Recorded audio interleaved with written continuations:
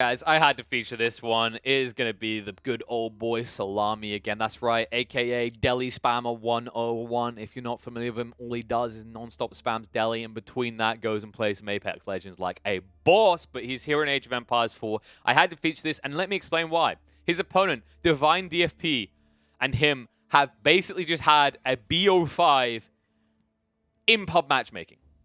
Back to back to back to back to back to again and again and again, they came across each other. So here we go. It's going to be the Delhi. Of course it is from the man above me there, Salami. But his opponent is going to be against the on the powerhouse, right? On one of the most powerful civs currently in the meta. It is, of course, going to be the Rus being manned by Divine DFP. So Divine DFP, for those wondering, is sitting about 58th on the leaderboards right now. But the part that made this very impressive, the part that I was surprised by, I go away for the weekend, you know, occasionally catch a few games of Age of Empires, busy watching the Halo, come back, have a look. What do I see on the leaderboards? I see a big switch up at the top. Mainly, one of the most noticeable ones is how quickly Salami has suddenly risen, like a less floppy type of sausage in this situation, right? Sitting right now 10th on the leaderboards, 1,875 elo rating. Pretty damn impressive for a guy with, I believe it's 791 games played. And I think every single one of them, more or less, definitely over 50% of them, at least, is playing Delhi.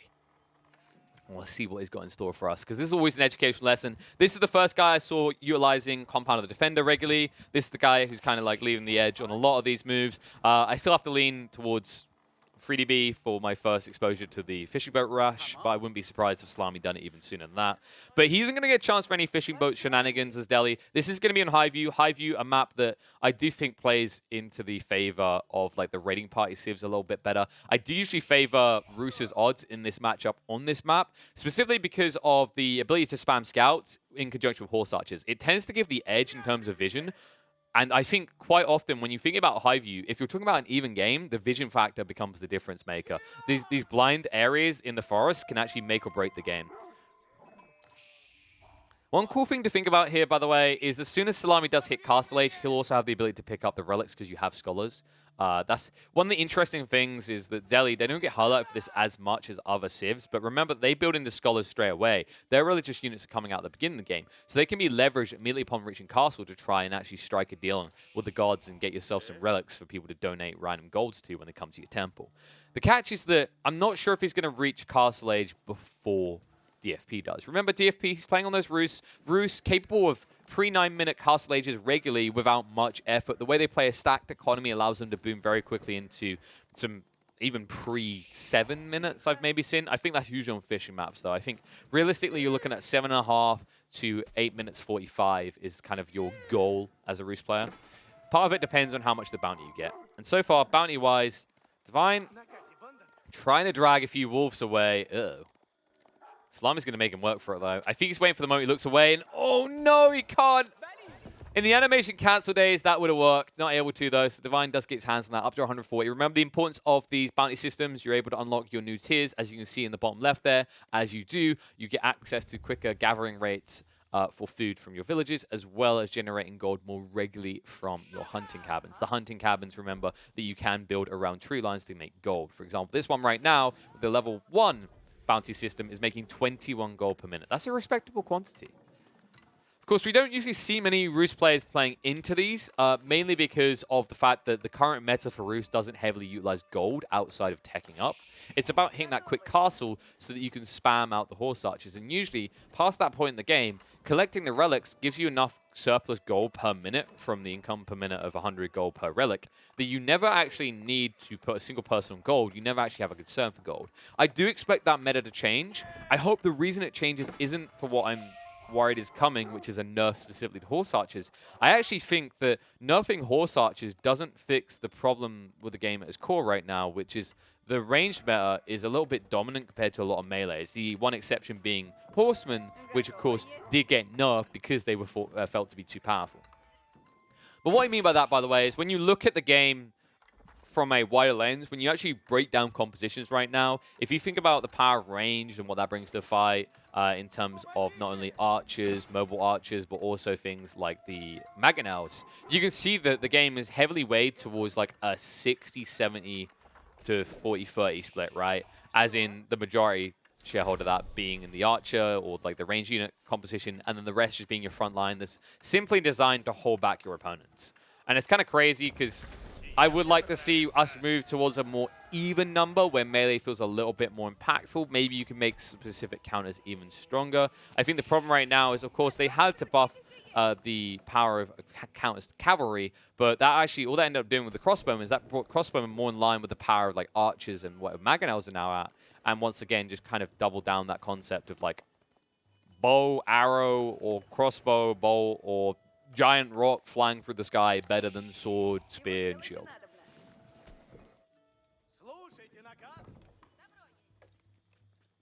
You know, actually, now that I'm thinking about it, now that I mentioned spear and shield together, would that be a cool idea for the Abbasids? I know the Abbasids aren't in this, we're dealing with Delhi, right? I think Delhi, they have their own like quirky tricks though, so I don't know if they'd need this as well. But I was just thinking, any Civ that wants to use spears, and keep in mind that the Abbasids is one that's meant to have unique spear tech, right? What if they actually had an ability to give the spearmen like a shield that gives them 1 or 2 range/melee resistance? I don't know if that would be broken necessarily. I think that would be a cool kind of unique mechanic for that Civ to give them a little bit of edge in the early phase of the game, because right now they're very one-dimensional. I think that's the goal for the devs. They're trying to make these Civs, regardless of how powerful or underwhelming strat is, they want you to actually at least be diversifying your choices, right? And I think one of the cool things to think about here is like Roos, you could argue that Horse Archer is too strong. I think if you fix the issue around melee feeling a little bit underwhelming a lot of the time, we could end up in a situation where early night rushes from Roos becomes an option again, and that goes back on the table. Because remember, even back when we had the French night rush, Roos cavalry wasn't strong. A lot of people kind of misread it, thought it was good, and then really very quickly realized that because of the fact that you didn't have the ability to heal on the go, because you didn't have that bonus damage, it was quite underwhelming. And hence, eventually, after the cavalry nerf, they fell back to this: the professional scouts into the Castle Age boom.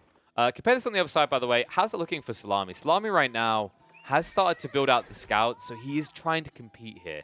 And it looks like he might be quick enough.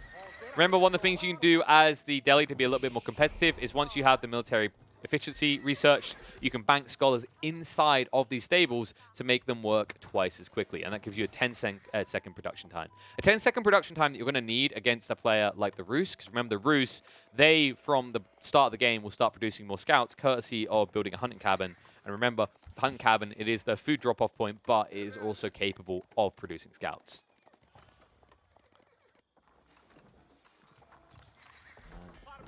Buildings going down around the back, just houses to keep up. Blacksmiths have been dropped as well. A lot of scouts, actually. A few more than I expected out of Salami. Salami now has the edge, right? Yeah, I think this is a very big mistake out of Divine. Divine completely misplayed this opener. Only 4 scouts is weak source. I think you, in this type of game, like, the reason he only builds 4 is he expects his opponent can't match him. He won't contest him. And that's why also, by the way, he took the close-by carcasses first. He's in for a rude awakening when he eventually goes across to his opponent's side of the map and sees there's no carcasses. In fact, at this rate, I'm surprised Salami, he probably thought his opponent went for more scouts, and that's why Salami didn't try to play for these Southern Corpses or the others on his opponent's side of the map, right? Is he was showing that respect to the Roos player. And this Roos player, by the way, like we said, on par for an 8-minute 30 Castle Age timing here with 10 workers working on it.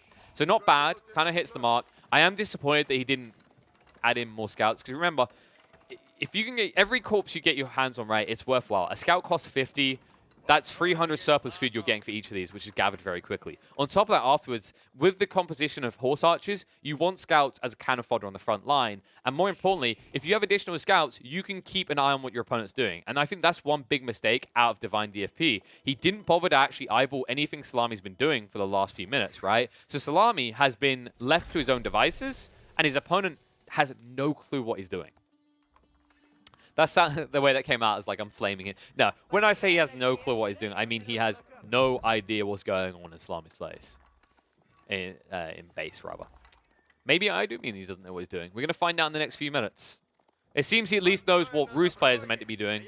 Trip archery range being dropped. No blacksmith yet. Usually we see the blacksmith come within the next minute afterwards. Reason being, you look at his gold right now. Remember, a lot of these techs require some gold, and you want to keep a little bit of wood behind so you can force the initial horse archers out of your military buildings as quickly as possible. So I do expect him to get the blacksmith soon. There it is being built. He almost has enough gold. Remember, you're going to get that passive treacle over time, as well as the trade the Golden Gate. But look at the moving by Salami. Not willing to wait around. He's here for the corpses. 15 scouts, and he is going to take pretty much everything here. Oh my god, this is the biggest yoinking I've seen. He ain't done. He's microing it quite well as well. He'll lose 1 or 2 on the outro, but most of this is going to be going home with Daddy Salami here. Oh boy. Nice garrison. 20 people not working. He got 5. Maybe make it 6. 6 of the carcasses. One of these might get caught before he can retreat. It looks like he's going to stick on top of him, but Divine, he was sleeping on that. He was not expecting that at all. Now, as long as he wide wraps here, this one's going to make it back as well. So that is going to be 6 carcasses. Remember, folks, there were 350 food each. That is 2,100 food. Okay, minus 350 from that. But it's still a lot out of your opponent's economy, right? Look how few carcasses he's got left here now. This is going to make Divine very uncomfortable. And by the way, I think there's an amazing solution to the Castle Age rush out of Roost players. The reason it's strong is because you can afford to push these many horse archers, right? You can't afford it when you have to transition to farms anymore. I think it's something that gets slept on by a lot of players. If you have early scouts, you want to try and yoink. Because if you strip that away, they can't actually reach critical mass of horse archers. Because although they might be able to, get a decent amount of food out of the sheep, 1, it's going to be slower, and 2, you don't want to leave yourself a situation where you run out of food and instantly then you have to spam 50 farms, right? And it means that you need this huge chunk of wood in reserve. And keep in mind, immediately when you Castle Age up, a big chunk of your initial food and wood reserves isn't just going into the archery ranges. Your wood reserves is then being exchanged in the Golden Gate for gold, so you can get the first few monks out, so you can actually pick up the relics and get your treacle later. It's a cool concept by Salami. Really plays out. And yeah, now he's just loaded up on the deer. Plenty of gold being gathered. Remember, in this time, he was also able to reach the Castle Age, so it not only distracted his opponent, offset the aggression, slowed down the rate at which he scaled, but now he's able to scale himself, and we are going to see the Tower War Elephants coming out. Tower War Elephants that are not able to mobilize better than the Horse Archers, but can beat the living crap out of them if they ever get in range. He's going for it again. Once was not enough. He's in the base again. Yoinksies, I'll take that. Thank you. Sayonara, sucker. And look, it's targeting the wrong ones. And he even drags a scout back to try and bait him further. So there we go. Grabs the other carcass. 3 more just being dragged away. And once again, the Horse Archer counter looks kind of underwhelming for Divine, right? Divine now sitting up at 14 Horse Archers at this stage. One little attempt is also going to be a whiff. However, these Horse Archers could take back what is rightfully theirs. Salami not really dodging it out. Oof, snipes one down. He's going to have to remember where these carcasses are, remember. When you go into Stealth Forest, it's very hard to actually see where carcasses get dropped. But even if he doesn't get these back to base, it's the fact that Divine doesn't have them in his base, right? And I wouldn't be surprised if we very quickly soon see Salami switch over his economy to farms. Remember, the other cool thing is because he's playing as Delhi, he doubled up the size of these berry bushes. So instead of having a measly 1,500 food to get through in the berry bushes, he was able to have 3,000. Now relics being gathered up. I love the way he's playing against them. It's the second relic, right? And this is important. You want to slow down that treacle in. And you also do use gold effectively yourself. Remember, these elephants that he wants to build, they cost 600 gold each. It looks like he's already got 2 out, and he's going to back it up with archers. And I like this play. Archers and crossbowmen. This is really cool. I don't think enough players do this. They literally sit there and go, oh, horse archers. Who cares about horse archers? I got war elephants. Just spam war elephants. And the problem with that is, while it's a cool idea, you want to use your war elephants as a meaty front line, right? And then archers can be spamming, well, easily more damage for the same cost, right? If you think this is 400, 600, you think about how many units that equals out to with 5 versus 30 damage, you can see that by the time you got 6 archers, it equals out what the war elephant's doing. Although, look at the jump in. Divine not willing to wait around. Catches a few troops trickling out, but there's the power of the horse archers forcing him away already. So works out a decent trade already for Salami. And remember, when you're on the home turf especially, something you can do here is you can whip out a scholar and just start healing up these damaged war elephants, right? Salami getting a crossbowman out. Interesting choice to go for the crossbowman in this situation. Remember, these are light units.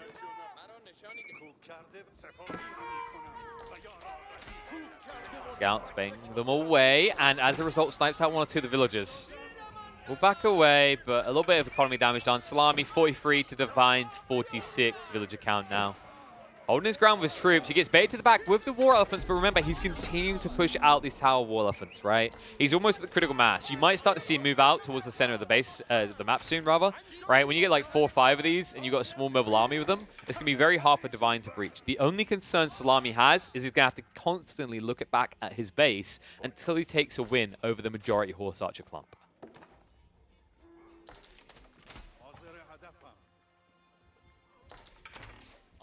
Now to the veteran archers.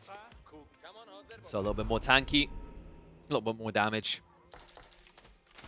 So far, no armor at all for the horse archers. He's been neglecting it the whole time, continues to do so. Finally able to actually afford some upgrades. And he's going to queue them both. It's going to take a while, though. And I believe he wants to actually get his hands on, just Springald. Okay. Springald's an interesting choice. They used to be an amazing tool against the War Elephants, but remember, their damage got halved since then. Speaking of those War Elephants moving out, he's trying to focus far them down, but he's losing a lot of Horse Archers in the meantime. Remember, any stage, Salami can pull this one back and heal it up. And I want him to do that now. You do not want to lose that horse. There we go. Yeah, just pulls it back. So he doesn't want to lose the War Elephant. Horse Archers have lost a decent clump of them here. And there is the Springald defenses. But remember, it's ramming speed from the Elephants as they will chase in now. And as you can see, why build battering rams when you can build War Elephants? Did lose that one in the end. I'm surprised he actually dragged it in. I would have loved to have seen him pulled it back for Scholar healing, but at least he gets through the defenses here, and now he can decap on the center. Oh no, the move forward with the squishy army. The crossbows than the archers, that's not going to be a good trade for them. So they'll be chased back. Elephants moving in range. They don't lose all of them here, and now they can begin the decap. In the meantime, Outer Sacred Sites have been secured and guarded by Divine DFP, but he no longer has control over the center. And yeah, here comes the Scholar. We were waiting for this. He needs to heal up these elephants, right? That's one big difference, is the healing value. Yeah, you could heal the damage on these horse archers, but as we saw, they're so flimsy, they're paper, they actually die so quickly that it's unlikely you're going to have many heavily damaged units. You just have some dead ones. And here we go. There's the Rax drop. And this is uncomfortable. You need spears. I think it has to be spears. You cannot, in any world here, go for man-at-arms. And there we go. Hardened Spearman. I'm glad he made this choice. I've seen a lot of players in this situation get baited into man-at-arms. But you're up against crossbows. Remember, crossbows get that bonus damage against the heavies. So if you did choose to go into the man-at-arms, you're already countered. Spearman, however, very effective. I think underutilized. A lot of people, you know, they feel wonky about going for Spearman because of how many you lose on the engagement, in the initial engagement, reaching the elephants. But once you're on top of them, amazing damage. Remember, the damage of Spearman got buffed against heavy units, and that's exactly what the elephants rather count as. It's about to call them cavalry. They are technically cavalry, guys. Ranged cavalry.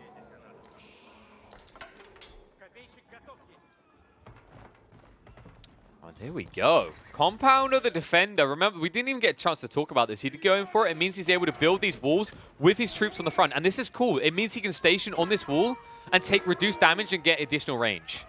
You can't put a War Elephant there, though. Yeah. You know, it's... Guys, come on. Don't be hard on them. It's like the, what, 16th, 17th, 18th century. Just chill, all right? It's a few centuries before we started making, like, wheelchair access. So maybe when we have them, ramp-ups, we'll be able to get the War Elephants up there, but we're still a few centuries away. There you go. Building into the wall towers. The cheesy moves. I love this every time. I love to see this more and more. The aggressive walling, and now, no way you can move in. Remember, Divine, his whole strategy was about controlling the midsection of the map, forcing an uncomfortable engagement. The moment your opponent reaches your base and builds these walls, you've got no way back in. And even if you flank, this is not good, remember. The reduced damage. It means these trades are so effective now for Salami. I love the play off the back of this. Understanding what he needed to do, the patience showed, the move into a composition force. He doesn't make the mistake that so many Delhi players do, where they double down on these War Elephants and they never utilize the walls. And the walls really are the difference here. Goodbye to the Maga now. Knock, knock on the doors of the TC. More of these tower walls just being built. And the push in, Divine, this is desperation. It's not going to be good enough. He'll siege through your base before you siege through his. Even moves all the villagers back to start garrisoning them in. Meanwhile, back in Divine's hometown, where he grew up. He didn't grow up around elephants. Discovering them for the first time, he discovers just how goddamn scary they are. Look at the damage. Ramming speed achieved, my friends. Why do you want to build rams when you can build these and they do almost as much damage? With the TC almost gone, that's going to just pause his whole economy. At the Horse Archers do in the end. He pulled them back. He has to come fight in his base. It's going to be too little too late, though. With a fourth one of these elephants coming in, he'll be able to go through all the landmarks. And remember, the other thing that's very easy to do with Roost players is once you get past their initial aggression, they played a stacked economy, right? So all of the landmarks are in kissing distance here. Magging out, getting shots out, but you don't care. Straight across on the Abbot Trinity next. Off of the walls they come.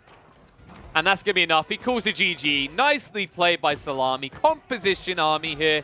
As we said, leaning towards ranged as the meta does. Once again, we get proof of that. Crossbowmen, archers, war elephants, that's all you need to just run your opponent through. And I love the way he didn't rush this, right? So many players would have just ran out with 1 or 2 tower war elephants. They would have got sniped out by the horse archers. They would have got ambushed by the stealth tree lines and then forced out. But that's the difference here. Salami, he's a smart cookie. He understands that in this situation, what he needs to do, he needs to guard against that. So he needs to make sure that he not only gets 3 or 4 of these tower war elephants, but puts a small composition together to defend them before he even thinks, even dreams about moving towards the center of the map, where you're talking about that stealth forest and not being able to see what's coming. So fantastic game. Salami showing us exactly why he's top 10 in the world right now.